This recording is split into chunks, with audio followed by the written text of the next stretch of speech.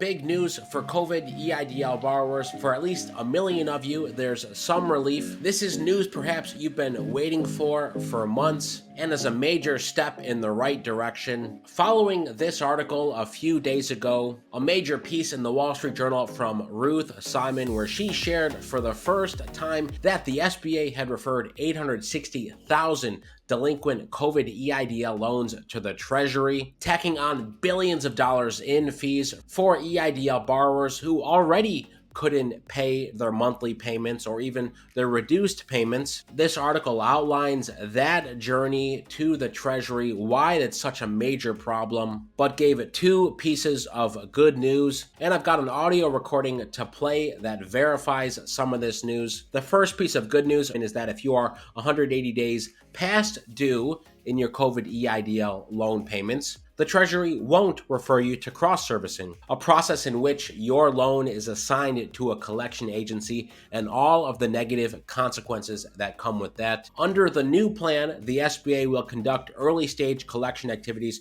for up to 2 years before a mandatory referral. Many of you asked us following the last video, which has over 50,000 views, what do you need to do as a result of this news to get out of the Treasury back to the SBA so you can start or continue making payments in full or reduced payments through the hardship accommodation plan? Remember, you can lower payments for up to 2 years. That was the SBA's initial plan to avoid this mess in the first place. Well, let's listen to this audio recording which explains what needs to be done. But first, the second piece of good news is on EIDL partial forgiveness. This is our petition at EIDL.me, the link in the description, 5,500 signatures. You can, of course, read the letter, why we're supporting this for America's small business owners, not only for the 4 million COVID EIDL borrowers, but other business owners, other entrepreneurs. You can read about that here and see all of the folks who've signed, what they've had to say, why this issue is important for them. We've shared this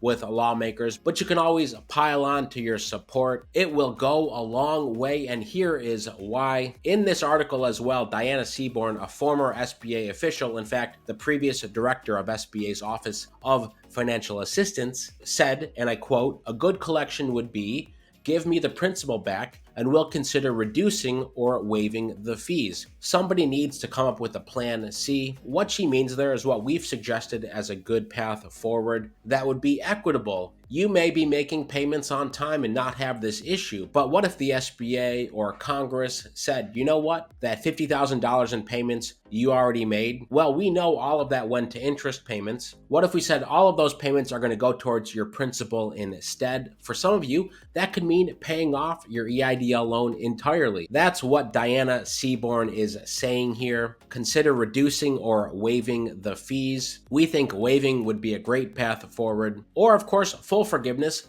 like the PPP loans. I'd love to hear what you think about that. But you can sign the petition EIDL.me. Let me jump back to the first piece of good news. Borrowers are eligible for this new option, even if their loan has already been sent to the Treasury. And this audio clip from the Treasury confirms this. Let's take a listen. If you're calling about a debt associated with a COVID EIDL or COVID PPP loan, please be aware that the SBA will be recalling these debts from the Treasury's cross-servicing program to service them itself.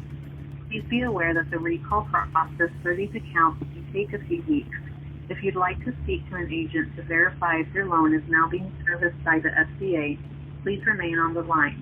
Alternatively, you may contact SBA directly at 1-800-736-6048.